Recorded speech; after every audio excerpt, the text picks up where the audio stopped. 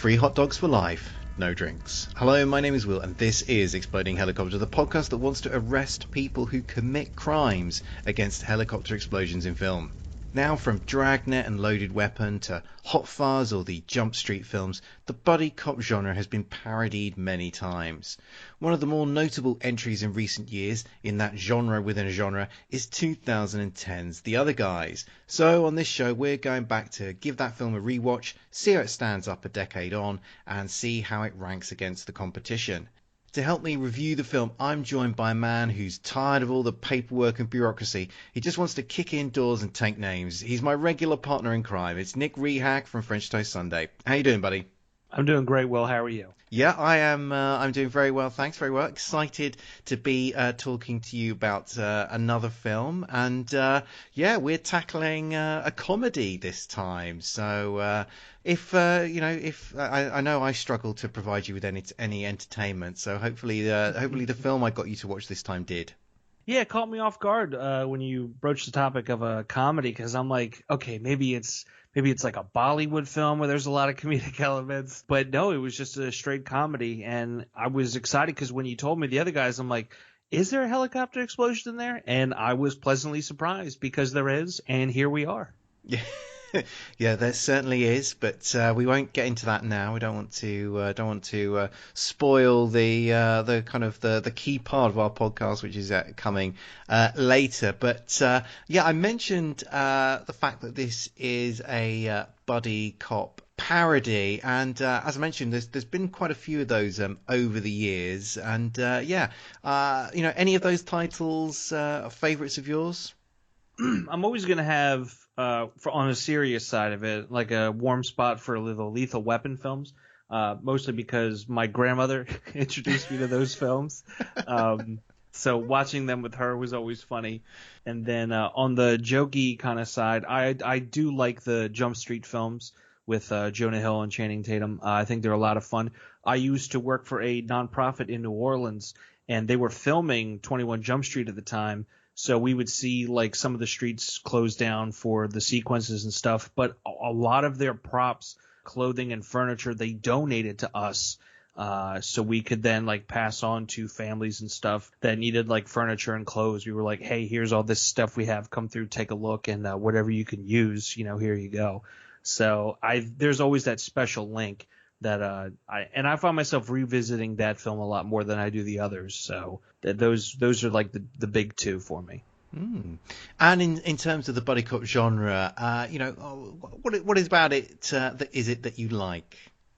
I don't know. I think it's just the classic, two guys that are paired up together that don't have a lot in common, and then they find common ground. And it's always interesting to me where the common ground is for the films, between the characters. Like, what is it that finally gets them together? What is it that finally makes them feel like a team? There's always that quintessential moment where it just clicks and it works, and that's always fun. And also, it's a lot easier to have, two people getting together and figuring stuff out. When you start to get into like third and fourth characters, you start to feel like maybe it's too one-sided, maybe no one's getting enough. But if you have two people in there, it's 50-50. You can have two different dynamics, two different story types, and, off you go to the races with, people would think, a restricted amount, but it's definitely a wide availability of places to go to, because like we see in The Other Guys, which I'm sure we'll get to, we can explore both of their lives and get just radically different things that you wouldn't expect. It kind of mixes it up. You think one character is like this, but it's really the other character that's like that.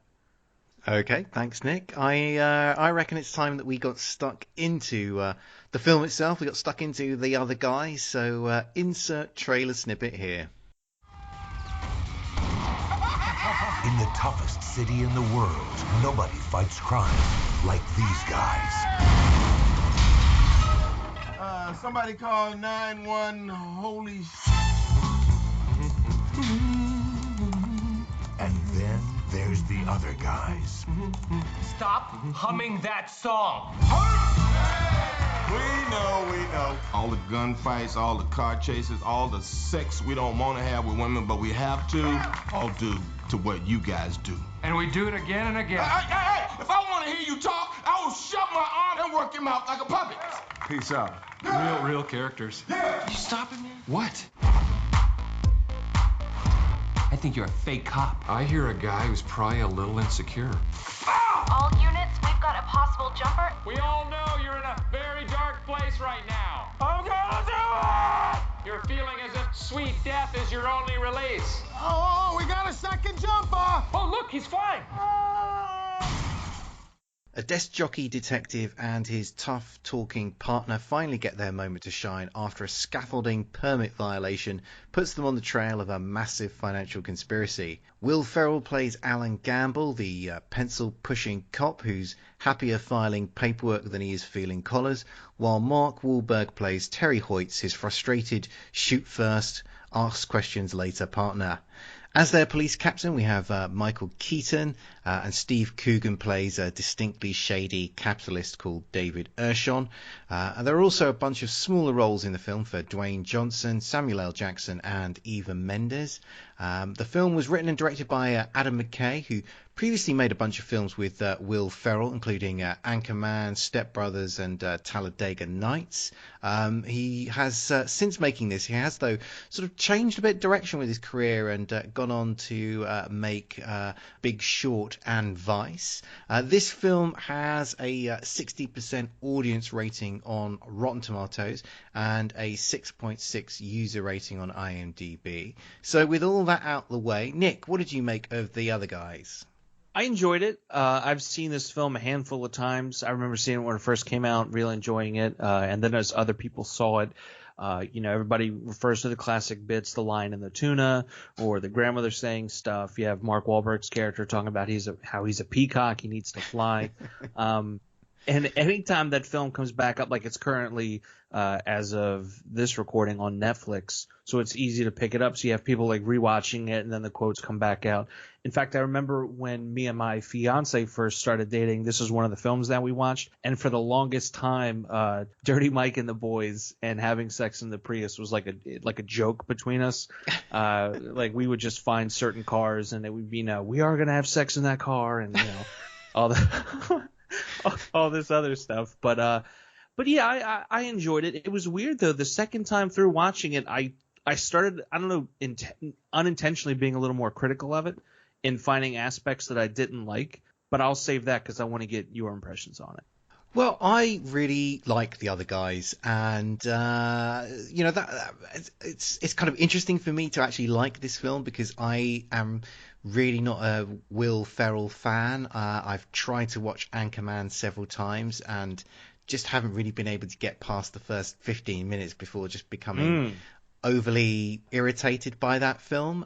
However, I think he works very well in this film, and I was thinking about, okay, why can I take him in this film when on other times he's just like cinematic Marmite to me? And the kind of conclusions that I came up against was that I really like the buddy cop genre, and I like buddy cop parodies, and this is a good one. So maybe he just gets a bit of a pass because of the quality of the material, and he's working within a sort of genre that I like. And then the other thing that I thought about was that he's playing this, the role that he plays in this film is very straight. He's not, so that the gags come from him just being sort of very deadpan, and maybe that means that I can actually get along with him a bit better. It's like when he's trying to do when he's actually sort of trying to sell a gag a bit more, or in a more overt way, that's when maybe I start having my reactions against him. That's fair. A lot of the Will Ferrell, in comedy, I don't know what it is, but I like when people just yell and they get really incredulous. There's something about it that just works for me. So anytime, like in this film, he's yelling, or his other films, he gets like loud and obnoxious, I kind of gravitate towards that a little bit. I don't know what that says about me. But it definitely feels like a standard Will Ferrell role. But like you said, he kind of tones it down a little bit and just casually let the jokes fly out, whereas Mark Wahlberg's kind of like the goofy one that they're playing off of. And you think it would be the other way around, but I think it's that reversal that makes it work really well. And then again, the reversal of what they're into. Mark Wahlberg is a very insecure detective, and his social life isn't the best, whereas Will Ferrell's character, he's a little more confident, and he's definitely a go-getter. and his social life and his personal life is, I mean, he's married to Ava Mendes in this film, and that's something that Mark Wahlberg just can't get over. And so they kind of play on that strength, and every attractive girl in the film always says like something to Will Ferrell's character, but not anything to Mark Wahlberg. So I think changing those dynamics also help it as well. And I think it was interesting to see this film, and just I think from a Mark Wahlberg perspective, let alone a sort of a Will Ferrell one, just because it feels like Mark Wahlberg is very possibly just playing himself in this film as a bit of a loudmouth douchebag, really. Yeah. I think some scenes are amplified, but I think a lot of his mannerisms are they're really natural, and that's gotta come from a certain place of like, oh, this is who he is. Like in the beginning when we're kind of introduced to those two, and immediately he's in Will Ferrell's face. Like the first lines to him is "Stop humming that song," and then he's got this face of like, whatever, jag off, like shut up, I'm trying to do my thing. But that face is so natural. You know what I mean? You know how you can tell when someone's like really just like trying too hard? It doesn't. Even when he's always yelling at Bob. It's so natural. Him yelling at somebody is so natural, and I feel like he just took his character from The Departed. Well, I really don't think Mark Wahlberg struggled to find his character in this film. Pretty much. I think it was just there on tap for him at any particular time. But just yelled louder than normal. I mean, one thing I really enjoyed about this film actually is the first sort of 10 or 15 minutes of this movie, where the film sort of sets up Wahlberg and Ferrell as these as the title suggests, they're the other guys. They're these cops who are just sort of, completely in the shadow of these two much higher profile detectives who are in the same squad as them, and they're played by Dwayne Johnson and Samuel L. Jackson. And the first sort of 10 or 15 minutes of this film, where it sets up those two characters before, and given how quickly it happens in the film, it ultimately kills them off. So it's not really much of a spoiler. But I immensely enjoyed the Johnson and Jackson buddy cop double act. Oh, I absolutely did. And it's one of those things where you see it and you're like, how did no one think of this before? This is something I want to see, even if it's a quick one-off series on Netflix. But it works. It kind of opens up like it's going to be your typical film, and then it just kind of pans away. It's almost like, typical buddy cop, and then it pans away. It's almost like Life of Brian, when they're at the Sermon on the Mount and there's Jesus giving a speech, and it pulls back, and here's Brian just kind of repeating it so everybody can hear it, and then we run off with his character and we just ignore the Jesus character. So in a way, we just ignore those two, mainly because they die, and then we just focus in on these guys and all the struggles and everything they're going through.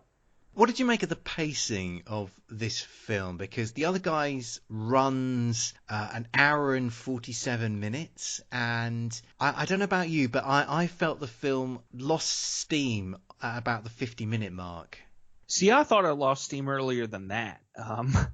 When we get introduced, I would say around the 20-ish minute mark, after we have the police funeral for Samuel L. Jackson and The Rock's character, and we get into meeting who Urshan is, and the whole purpose of him is, he's got a security team keeping him in place to make sure that he secures money for this other company. We kind of get the who, what, where, when, why, and how, but now it just kind of stumbles around. You know what I mean? It feels more like here's just a series of bits, but they're strung together with this plot. In the first couple minutes, we're introduced to, like you said, Samuel L. Jackson and The Rock and how they are, their dynamic. We're introduced to Mark Wahlberg and Will Ferrell, what their dynamic is. We see, the death and the funeral. We see Mark Wahlberg and Will Ferrell's character interaction. We see Mark Wahlberg's insecurities as a cop. We even get the vibe of how the office is as a whole, with Michael Keaton as the captain. But then, like I said, it's just a series of bits. Like you have them, meeting Will Ferrell's wife, and then his ex for some reason. Like they couldn't think of it. Then they go to a bar. It feels just loosely thrown together, and the way the pacing is, it like stagger steps, and it's like, man, this scene goes on a lot longer than I thought it would. And we kind of get to the end, and it just feels clunky after a while, and it feels like they should have tightened it up or cut something loose or maybe rewrote a section of it. I don't at this moment, I can't think of what you could fix to make it flow better, but there's definitely something off. Yeah. I mean, I think that I certainly think in the second half of the film, some of the scenes go on a little bit too long, and I think they should have been a bit bolder in the editing and cut some of the scenes in half. And the other thing that I was sort of picking up on was that I think in the first half, I maybe think that the film perhaps kept its momentum a bit longer than you did, but I think certainly in the first half of this film that it felt like that the scenes were driving the plot along, and there were and there were still lots of jokes within them. Whereas in the second half of the film, the scenes seemed to not be driving the plot along so much, and just seemed to be existing because we've got a funny bit that we can do around this, and the scenes were allowed to play out because they were just sort of trying to crowbar another joke in, and they weren't actually really moving the plot along with those moments. Oh, absolutely. I mean, there's the scene where they have to take all of their evidence to the top guy in the SEC who ends up being Urshan's lawyer. And they bring him the evidence, and then they go back just to hear about, there's a guy on a ledge ready to kill himself. And then they go back to where it was, and I think the bit is kind of sloppy, and it's not really that funny. Not that I don't think suicide is funny. That's a weird sentence to say. But just the jokes involved with it could have been a whole lot stronger and funnier, and they weren't. So why not just have a scene where as they're leaving, they catch a guy, and they're like, wait a second. They go back upstairs, maybe find him dead that way, and then that's when the detective comes in, splits them off, and off they go to live their own separate lives. But it's little things like that where, it just, they could have cut it up and it's a quick minute instead of like a 5-minute thing, or stop trying to draw out the bit, let the story take its place, and then do the bits in there, in between and stuff. And some of it, it does work no matter how it doesn't make sense. Like, not doesn't make sense. It just doesn't fit right. Like when they have Will Ferrell's flashback to being a pimp in college and stuff, and becomes Gator and everything like that. Like, that's funny to bring it back, and it works. But that's one of the only, I think, bits that kind of work in that second half. And even when it shows up, it almost feels like we're kind of slowing it down to have this laugh, and then we're getting back into the story. So it's misplaced, and a lot of it, like you said, that second half just feels kind of just clunky. One of the things that I found quite interesting about coming back to this film and giving it a rewatch after quite a few years was that, was just seeing this film in a new perspective, given where Adam McKay, the director's career, has gone after this film. So, he had directed a whole bunch of comedies with Will Ferrell, sort of leading up to this film. But then after this, he's then obviously subsequently sort of done taken a bit of a turn with his career, and he has directed The Big Short and Vice, films that were looking at politics, films that were looking at the financial crash or crisis from a few years back. And it was very interesting actually to see, to think about the other guys in relation to particularly The Big Short, because obviously the whole premise of the other guys is around financial conspiracy, is around white collar crime, and that's obviously central to The Big Short. And you start seeing bits in this film that really echo that particular movie. I mean, did you sort of pick up on that yourself? Yeah, absolutely. All of a sudden, his films become like this big social commentary. Take a look at, what is it he did after this? Anchorman 2, right? Anchorman 2, it becomes the idea of 24-hour news, right? If it bleeds, it leads. We're going to watch this footage of, a car chase. We're going to show footage of a riot. We're really going to get in there and show you the stuff that we normally don't see. It's a subtle commentary, but you still have like comedy thrown in there, et cetera, et cetera. Then you have Big Short come in, right? And we all know what happened with that film. It just kind of becomes this own thing, and it blows up. I mean, I enjoy the film, but it throws a lot at you, and it leans heavy on like, hey, look what they did to us, more than it is the comedy. Whereas this is, hey, there's comedy, but in the background it's like, hey, look what they did to us. Like, look at this over here. Obviously with Vice, he took it a step further. He's got projects coming up. I don't know what they're about, but one of them is about a biotech company. The other one's about a meteorite ready to destroy the Earth. So I'm sure there's going to be more social commentary there. but the way his films are looking, it's social commentary up front and then the comedy in back to kind of soften that blow. I don't know how that's going to pan out for him. I think so long as the movies continue to be good and continue to just keep you engaged, I think maybe somebody will take something away from it. But right now, nobody's really listening to him because the same stuff here in the States is going on. We're getting ready to go through it again. You know, it's insane. First it went from the big banks, then it went to the housing market, and I'm like, we're not. Maybe we need to find another way to get this message out there. But you know, like it is with Anchorman 2, here's the live news. Here's 24-hour news to tire you out and dull your senses. So you want to escape and you don't want to watch it. So then you don't know what's going on. It's a vicious circle. Yeah, I mean, I quite enjoyed The Big Short, although I did have a bit of a problem with its lack of subtlety. I mean, it really hits you over the head with the points that it wants to make in that film. And you know, I follow politics quite closely, so maybe The Big Short isn't necessarily pitched at somebody like me. Maybe it's, you know, pitched more at people who are not necessarily thinking as much about that type of stuff on a sort of daily basis. But I do feel that you know, I kind of do worry about sort of McKay sort of turning into like Michael Moore and that type of just really like, you know, hitting you over the head with a mallet didactism. Well, he definitely has a little more umbrage to do so. I mean, he won the Academy Award for best writing or best screenplay for Big Short. So there's definitely that impetus to keep going. And he won an Oscar for Vice as well. Granted, it was makeup and hairstyling, but it still had a myriad of nominations for him: screenplay, best picture, actor and actresses in supporting and lead roles. If the accolades keep coming, I don't think he's going to turn it down. I think if anything, he's going to up the ante and see how much more and what message he can really get across there, and just keep trying until it just bombs and he has to go do something else or go back to the comedies that he's done for a little bit, lampooning things, you know, like the buddy comedy or like racing films and stuff like that. Okay, I think it's time for us to take a quick break. And when we come back, we're going to be looking at the exploding helicopter action. Hello, you lot. I'm Daryl. And I'm Ben. And we're Sudden Double Deep, the Triple Bill title podcast. Each fortnight, we watch 3 films linked by a word in the title. For example, Sudden Impact, Double Impact, and Deep Impact. Or Young Frankenstein, Young Guns, and While We're Young. Or 4 Flies on Grey Velvet, Blue Velvet, and Velvet Goldmine. You get the idea. If you're into finding links between weird triple bills, taking pot shots at terrible movies, and listening to 2 film fanatics bicker, then we've the show for you.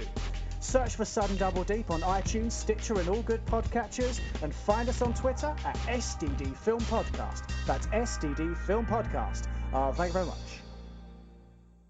We're back, and now we're looking at the exploding helicopter action. This occurs after the nature of the conspiracy becomes apparent. The film's real villain wants Gamble, Hoyts, and Sir David Ershon dead. They try to escape an assassination attempt in their car, but find themselves pursued by a helicopter. Through cinematic contrivance, they end up on a golf driving range. Wahlberg orders the practicing golfers to take aim at the chopper. They pelt it with golf balls. One of them knocks out the pilot. The whirlybird spins around and then crashes into the ground and explodes. Nick, what did you make of the exploding helicopter action?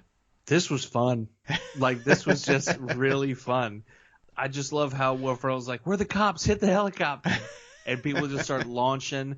I love that it's a happenstantial thing. Like, they just so happen to hit the guy in the face.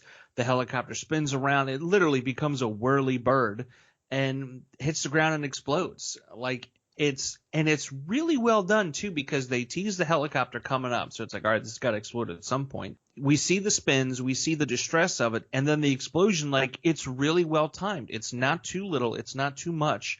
Like, the whole thing is just baby bear's porridge, and it's such a rewarding explosion and experience. Like, I dig it. I really, and this is another one where it's golf balls. I mean, we've looked at ones that are harpoons.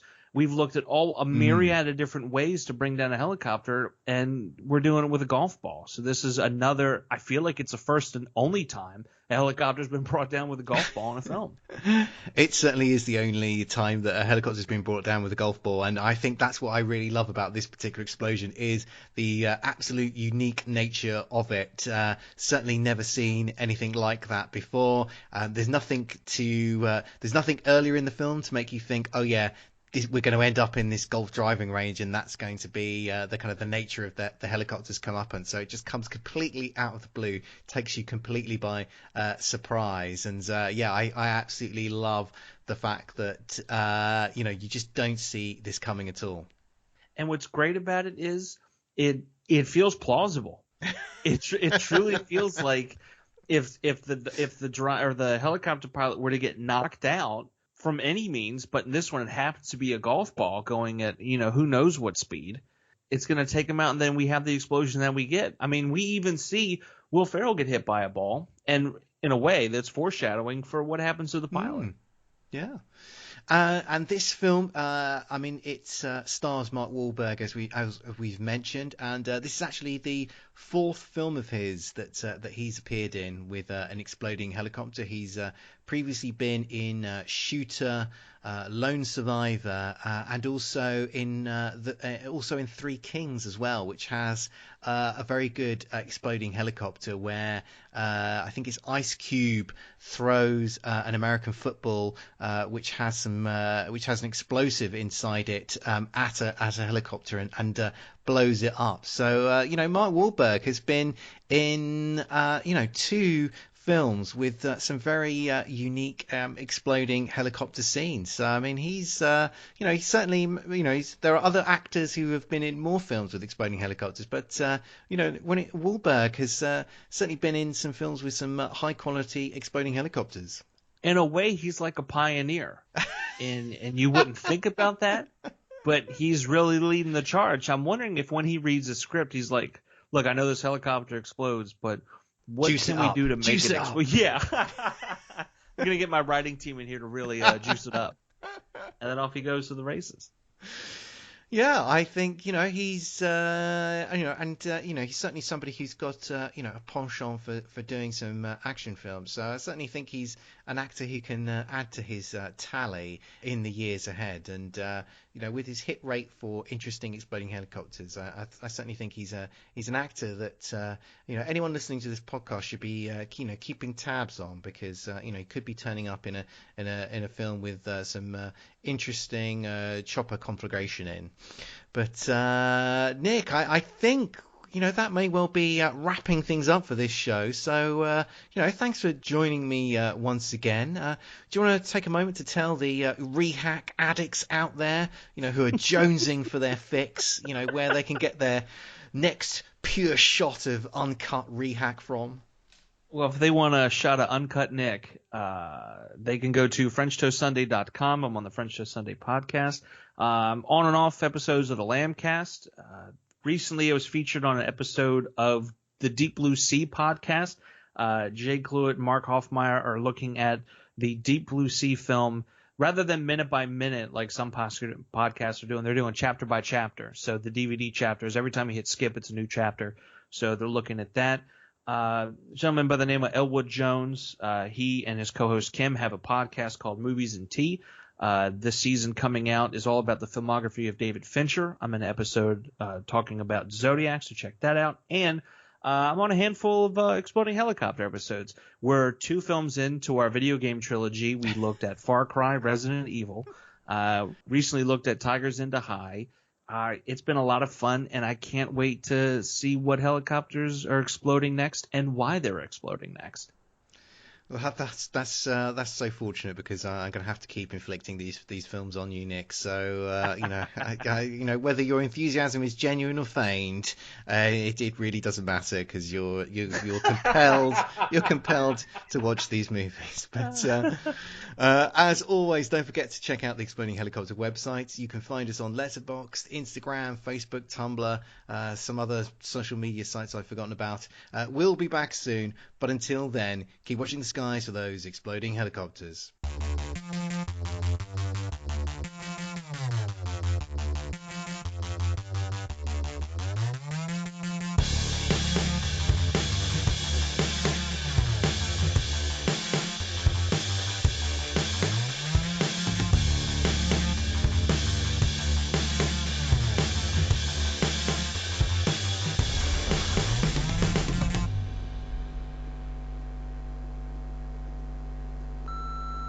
This podcast is a proud member of the Lamb Podcasting Network. Find the network at largeassmovieblogs.com.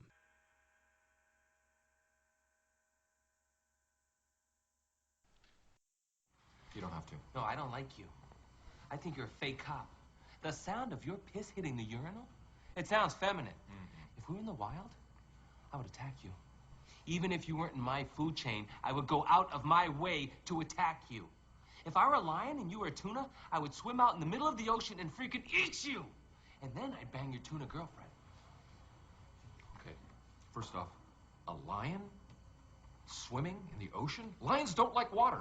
If you'd placed it near a river or some sort of fresh water source, that makes sense. But you find yourself in the ocean, 20-foot waves, I'm assuming it's off the coast of South Africa, coming up against a full-grown 800-pound tuna with his 20 or 30 friends, you lose that battle. You lose that battle 9 times out of 10. And guess what? You've wandered into our school of tuna, and we now have a taste of lion. We've talked to ourselves. We've communicated and said, you know what? Lion tastes good.